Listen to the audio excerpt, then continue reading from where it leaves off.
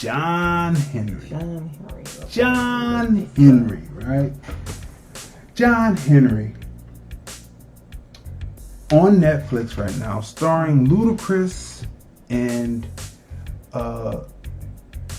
Terry Crews.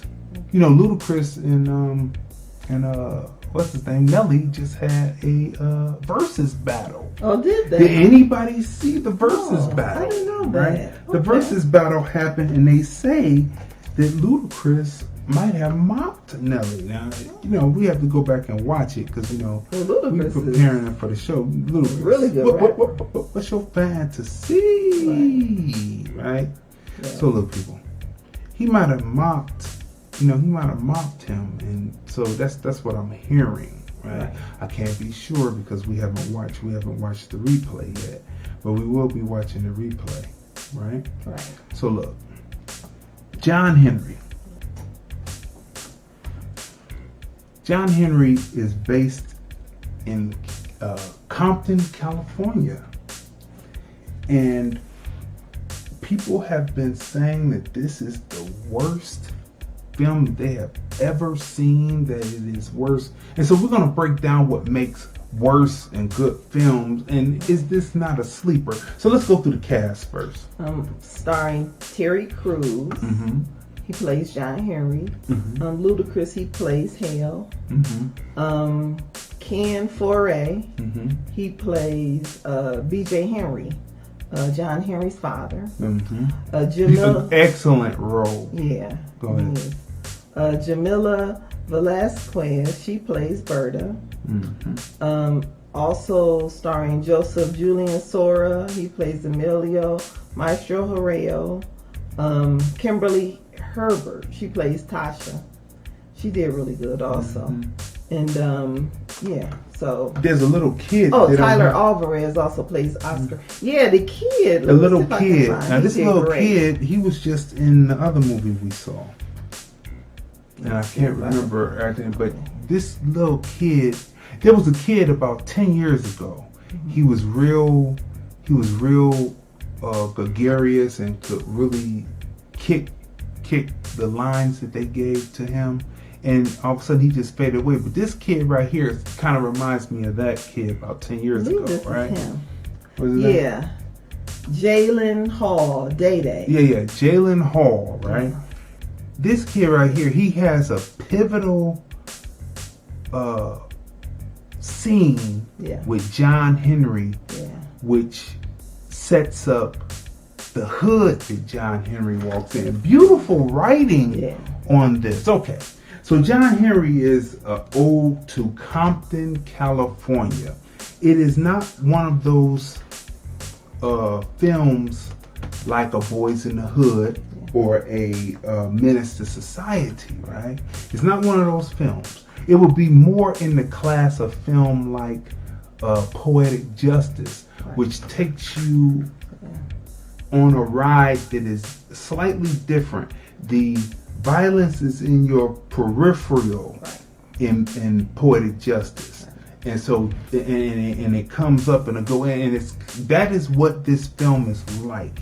It is but you see what's happening in the peripheral, but it's about a man who, as a teenager, had something devastating happen to him in his youth, and he was born with this unusual strength, and it's all told in flashbacks before it becomes to real time. Now, we've told you what real time and what real time is. Real time, what we're in right now, talking to you, is REAL, real time, but then there is real time, REEL time, which is the cuts and edits which makes a film pace. That's real time, right? So first and then flashbacks are segments within a film that is cut in to tell you something, give you some commentary about it, to bring context to what you're seeing in real REEL time, right? Okay, so you have to know this to actually know what you're seeing in this film, to know if it's trash or the worst film, or is it something that people are sleeping on, right? So you have to know this to know what you're looking at. Now,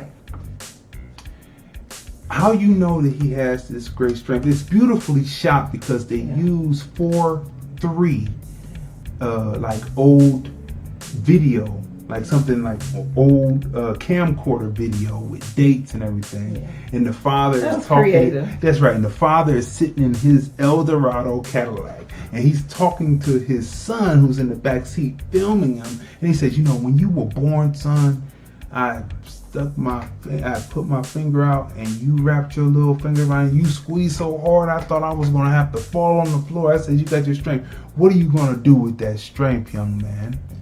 Then it cuts to him as a teenager. See, you might have missed this because the director, which I need his name, the director and the writer of this was using creative license. He was using it was not really a surreal piece, but he was using some surrealism in it to tell the story. Yeah, directed by Will Forbes. Will Forbes. And Will Forbes is also one of the writers. That's right. The other writer is Doug Skinner. That's right.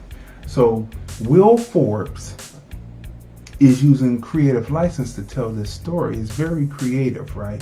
And if you can't pick up on this, you won't know. Okay, so he says, so what are you going to do? Then it cuts to a table and it shows you the path that he was on as a young man, where he's sitting at the table with other young men, and it's during the 90s. It's during the height of gang activity and the drug activity that, again, Ronald Reagan was responsible for.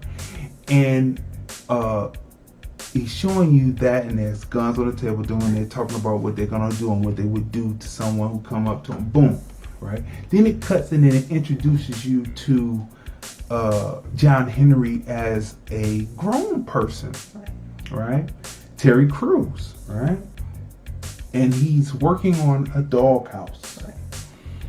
And he's working on a doghouse, and he finishes the doghouse, and he finished painting the name on the doghouse, and then you hear and a car screech, and then he runs out there, and his dog has been hit. Right. And the person that gets out the car, instead of saying he's sorry, he pulls his gun out and basically telling him, when you gonna pay me for this damage that your dog did?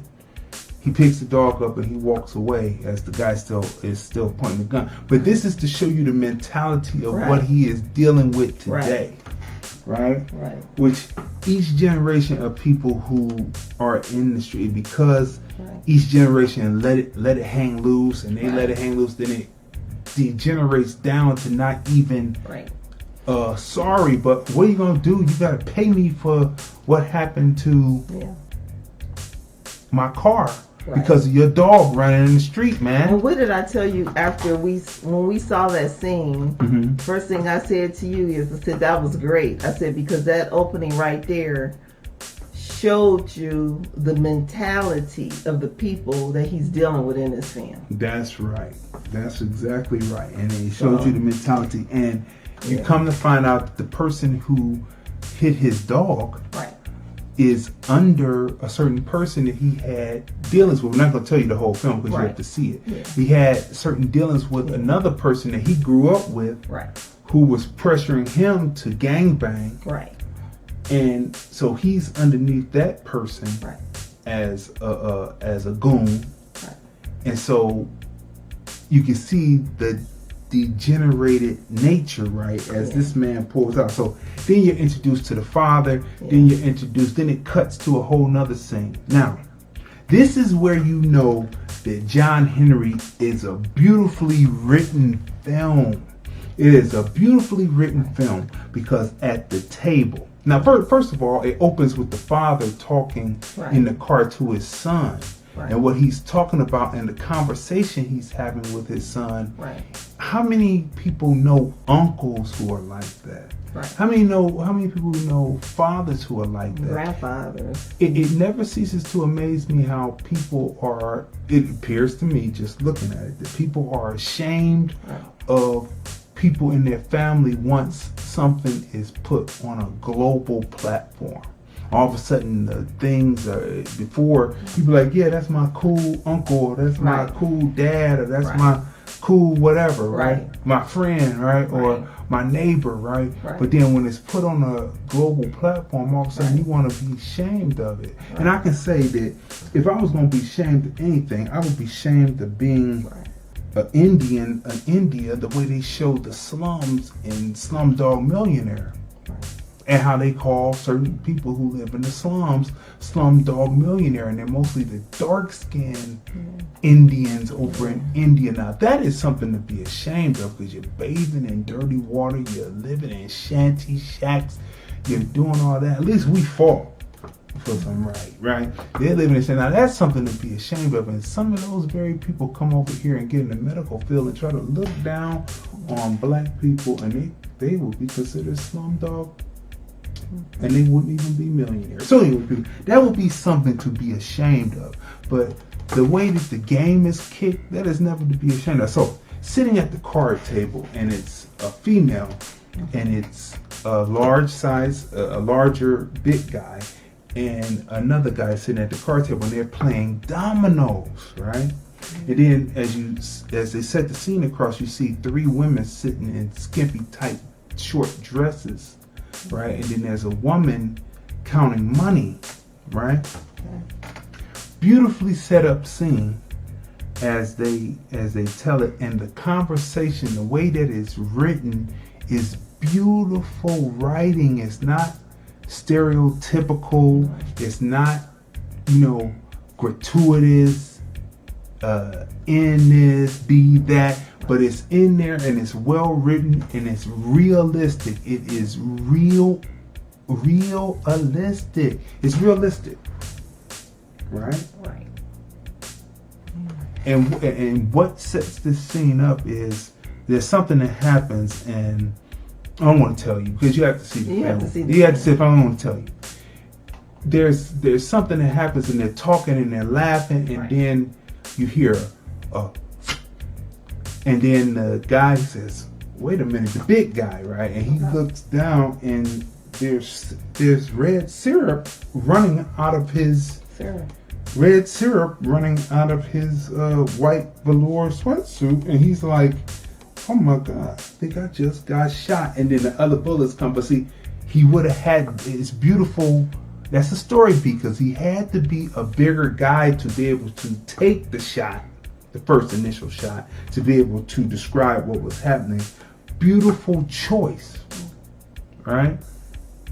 So everybody knows when I say maple syrup dripping, they know what that means, right? So he was dripping, he said, I've been shot. Then the bullets, and then the story goes, right? And then John Henry is introduced to one of the people who escaped, and then the story kicks off from there. Yeah. This is not, if you're looking for something that's like, this is a tale about a man who is trying not to be in the gangster life or not be in the street life. This is what this story is about. If you were looking for him to be totally gangster, and he was hesitant. He was so hesitant till he had to almost lose everything. That was the one part that I was kind of, not to give it away, because I enjoyed the film, but it was like little areas I was getting really frustrated. It took him too long. It appeared that it took him too long to turn on to. Which irritated me. Right.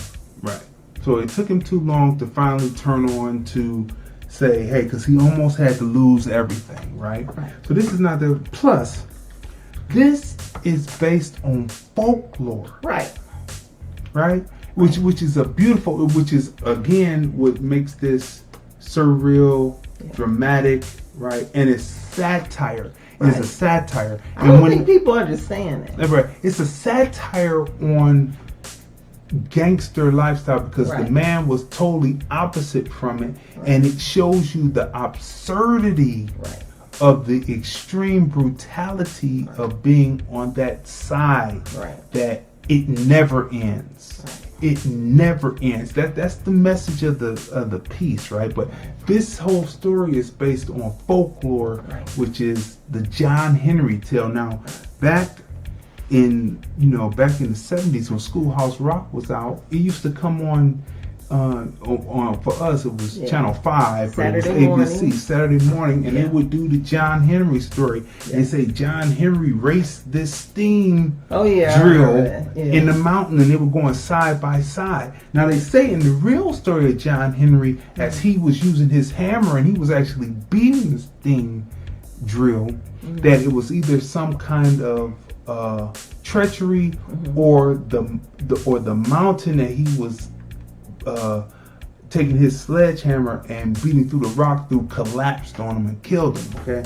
But in the folklore tale, he gets through. He beats because he was beating the steam engine. Right, a black man, a black man, strong. That's what this movie represents. And he was beating the steam drill. Right, but that happened. But in the folklore tale, he drills through and he beats the steam engine, but he exerted himself so much that his heart broke and he died. And that used to be what they would show, right? And there's a song, Harry Belafonte has a song. Johnny Cash remade the song. There's quite a few people making this song. So when what happens at the end, if you know the folklore of the song, you know what has to happen to John Henry. What they didn't show on Saturday mornings was there's a whole nother, it must have been like back in the day, like Lift Every Voice and Sing, about like 20 stanzas. Like when you don't just sing the first verse, like 20 stanzas of the song. There's another stanza in the song where he talks about his wife who picks up the sledgehammer and drills spikes too, and she was strong, and that's what you see in the film. So when you're watching this film, you have to look at the folklore of what he's telling, and telling a tale of a person so he's mixing two things together, the folklore and a tale of a person who is reluctant because of something that happened in his past, right? And using the video, the 4:3 video of the past to represent what happened to him when he was younger. You might have missed it if you weren't paying attention, because they were showing you what was at the kitchen table with the people and the guns, and they were playing underneath. He was playing dialogue to let you know what happened. Right. That's all artistic filmmaking choice there, which makes this a great film. People are sleeping on this film. This should really be Ludacris and Terry Crews's great performance. If you look at, here's another thing. The close-up is everything, and Terry Crews's ability to emote in this film. The way that he's putting across his father as the strong figure who is, because he's purposely sheltered himself because of what happened. His father being more worldly, knowing I love their relationship. More. Their relationship is there, so it shows you like when what happens, you're like, what? And then the grandmother. And how grandmothers try to protect everyone, even the ones who are wrong. That is true. So he just captured what was true in many people's households or lives, right? So this film, you have to go back and watch it again. Because if you're looking for gunplay, it's there, but it's in the. It comes in the periphery, or it comes to the end, kind of like I said, Poetic Justice. When Poetic Justice came out, even though Janet was in it, and not Cube, I get them mixed up. They both Geminis. Tupac was in it. Joe Torre. And Regina King. People didn't necessarily like that. They didn't. People are always complaining. Some people should be just relegated to reviewing cartoons. I mean, really, right? Because I believe the same people today would have ripped A Raisin in the Sun, the film, apart, right? They would have ripped Lorraine with what's her name? Hansberry. Yeah. Film. They would have ripped her film apart. So this is a good film, and like you said, if the mind state is this is going to be another Menace to Society, well, no, this is a different story. Different story. And when you watch films, I know when we do, right? We're open-minded, so we're open to, okay, this is a new film. This is gonna be a new experience, and I'm not gonna hold it up against any of the other films that I've seen because this is a different film. This is a different writer and different director and different producer. It's a different story. Different story. But I don't think people can comprehend that. And then a lot of people didn't know that this was based on the folklore, right? And didn't know, like, I mean, the creativity, the writing. I mean, I don't understand. What makes a film bad? What makes a film the worst film that you ever seen? Let's go through some of the things that this film is not real quick before we give the rating, right? Is the sound bad on the film? Great sound. Is certain things go up and down, or is everything balanced? Is the DJ quick soundtrack running through there dope? Is the song when the little boy has the meetup with John Henry? Does it tell the commentary of what's getting ready to happen in the scene? Does it tell it? Yes, it does. That is beautiful filmmaking, right? Is the picture messed up somehow? No. Is it not clear? Is it blurry? Is crystal clear? Right. That's what makes bad films. Is the narrative and the pacing on the film dragging? No. It moves right along. The narrative is telling you who he was, and it's using flashbacks, and it's using supporting cast members to tell the story, right? Is his character interesting or not? Yes, he's interesting. Is the father's character interesting? Yes. Right? Is the relationship between the half brother and the half sister, is that interesting? Yes. Is Ludacris on the surreal side of the story and the extreme brutality? Does he represent what a gangster would be like who is trying to stay on top? Yes. Then how could this be a bad film? I think people are just, I don't know. They just. Is it on Netflix? Yes, which is great. Which automatically puts it. All the people who want to be filmmakers who criticize and all that. I don't see your film on Netflix, Amazon, all that. You know, this is a great film. People are sleeping on this film. It is a sleeper. It is not the worst film I have ever seen. Because I have seen plenty of horrible films. We reviewed horrible films, and we have given them very low scores. In film school, I've seen plenty of horrible films by people who were in the clique, and they said, "Oh, this is great," and that shit was trash.